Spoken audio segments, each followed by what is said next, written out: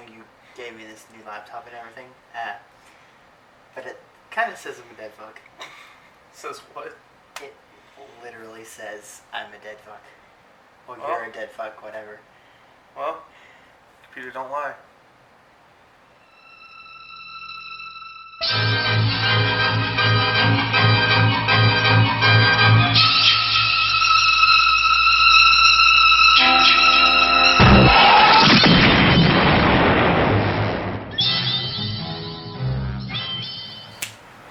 What's up, my maniacs? I'm the Awesome Maniac, and finally, the final chapter review.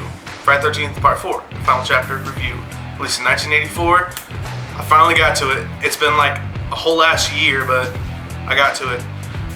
And I'm glad, because it's my favorite movie of the franchise. It's one of my favorite movies of all time. I'm not gonna lie and say that this isn't my favorite. I'm not gonna lie and say I don't favorite this over other ones, because it is my favorite. Anyways, I have a new ranking system going by. The number thing was a little tedious, so now I go by 4 categories: story, characters, kills, and the Jason. And at the end, I'll give my overall rating, but not my numbers, new categories. For characters, I have 5 different ratings for them, starting from the lowest, you just pass by them. This is in relation to actual people, like you go by, see somebody, and don't really care. Yeah, that. A step higher than that is like you just look at them, like you just walk down the street and you're just like, huh, I don't want to mess with you. And then the step higher than that is you talk with them, like you're in a subway, you're getting your subway sandwich, and you just talk to them, and it's just like, hey, yeah, you know, I like that food. That's middle of the road. Step higher than that is someone you hang out with, like not necessarily you're friends with them, but you hang out around them.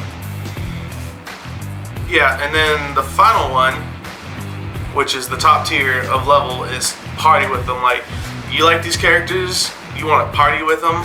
I hope that makes some sense. As far as story goes, I have 5. All these have 5 categories. Lowest to highest is how I'm going to do this. Lowest for story is Batman and Robin. Fuck that movie. That's just the lowest I'm going by for story. Step higher than that is Prometheus. A step higher than that is Groundhog Day, which is middle of the road. I got 2 more higher than that. Next step is Avatar, because I quite like the story, but ain't really much else. And then the top tier level story, The Godfather. They don't call Leon The Godfather. Now for Jason, for my Jason ranking, I always start at the bottom. We start with Dead in the Grave. Like, just a one-off killer, that kind of rating. That's how sucky it is. A step higher than that is just sauntering around. Like the killer's coming after you, you can see them, they're just like, middle of the road rating is a Stalker.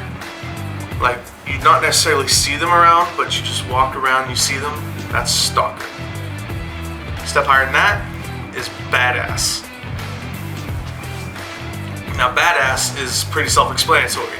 It's higher than the middle of the ground, but not quite the top, because the top is legendary.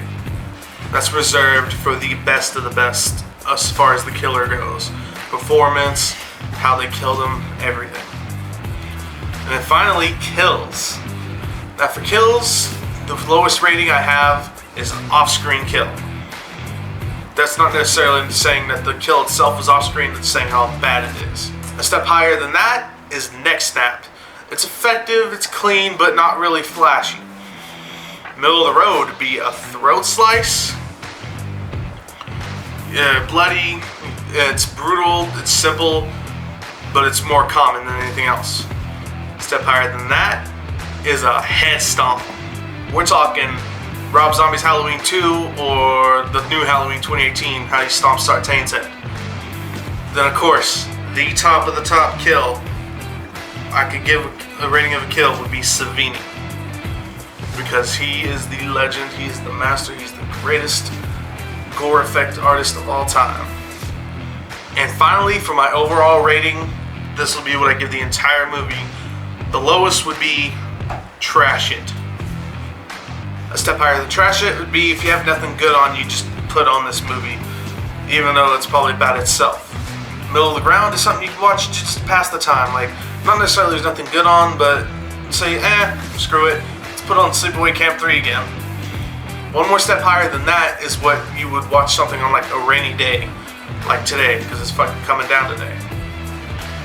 Then of course, top of the top would be a marathon. You watch this movie all day, over and over and over again, not get bored, still have fun with it. That's a marathon. That is the highest honor I can give a movie rating, and that's what the listing I'm going through from now on for all these movies. Now that that long overview is done and out of the way, let's get to actually reviewing this goddamn movie. I'm gonna start with characters. Some pros of the characters. There's a lot of pros, because out of all these movies,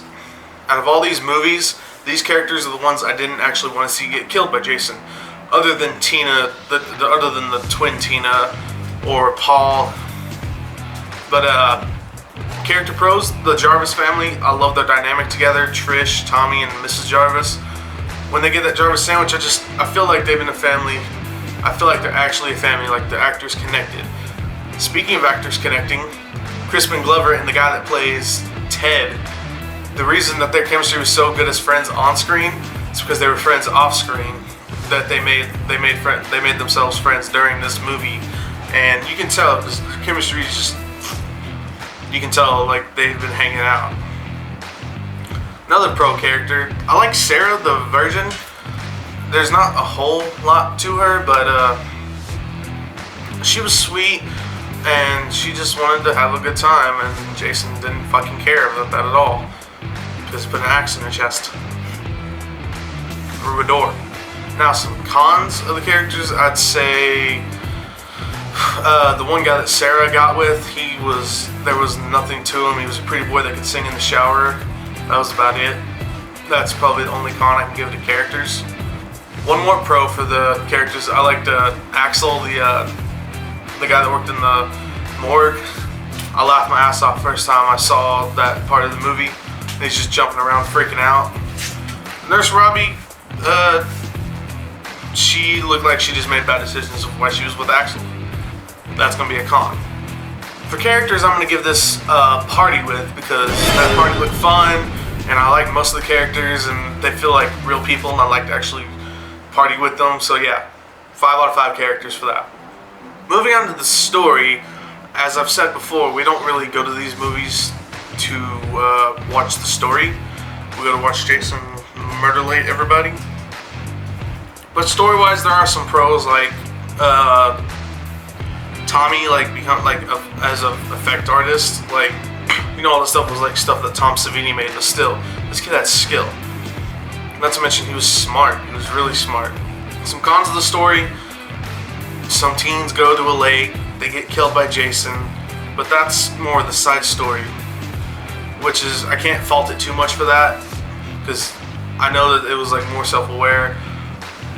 The filmmakers were more self-aware when they made this movie, like seeing that the previous 2 movies, like they were being camp counselors, and then there were people coming to visit the lake.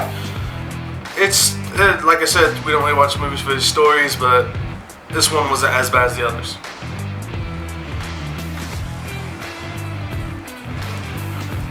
For story, I'm gonna give this a middle of the way, I'm gonna give it a Groundhog Day. Story was fine. It was a little formulaic, but there's little changes here and there. Just middle of the road, Groundhog Day. Moving on to Jason, I'm just going to go ahead and say this is legendary, because Ted White is my favorite Jason. Something about his physicality, the way he distanced himself from the cast, because he felt that Jason shouldn't interact with the other cast members, made him more effective. You couldn't really tell by his age that the stunts he could do. But he was good. Like, he was great. That's why I put him 5 out of 5 legendary, because he brought something else to this role. I don't know how to describe it. The way he moves, the way he just runs after them. Like, I don't want to see Jason fucking running at me. Ted White pulled it off. And for kills, obviously, I'm gonna give this a Savini. might be a little bit cheating because Tom Savini did work on this film, but the way the first kill, like when Axel got the hacksaw to his neck and the head twisted around, that is one of my top favorite kills of the entire franchise, because that is just so fucking, hey, Savini's back, let's make it fucking known. There is one con I can say about the kills, and that just have to be Sam's death. Not necessarily death, but her death face. When she gets stabbed from the bottom of the raft, she's just like, ugh. It's probably the only con I can say about the kills. And now for a montage of all the kills.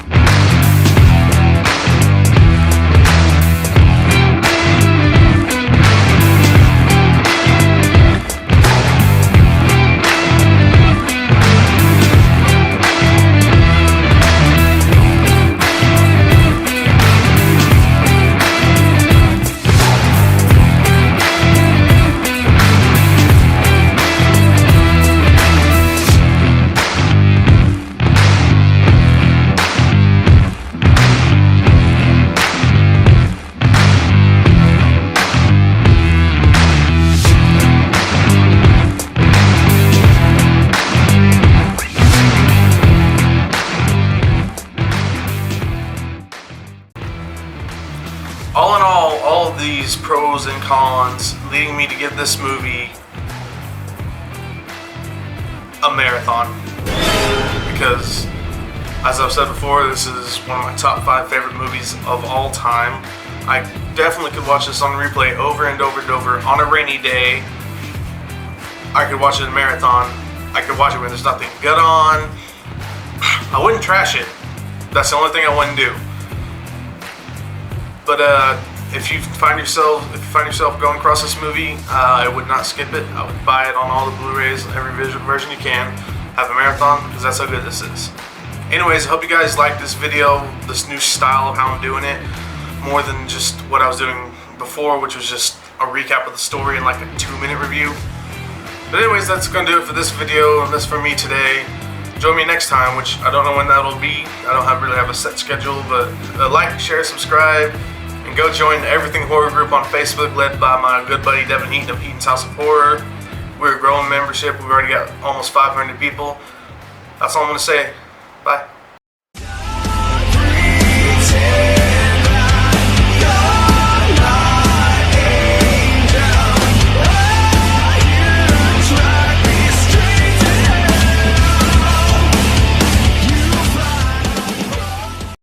But anyways, that... You said banana waist.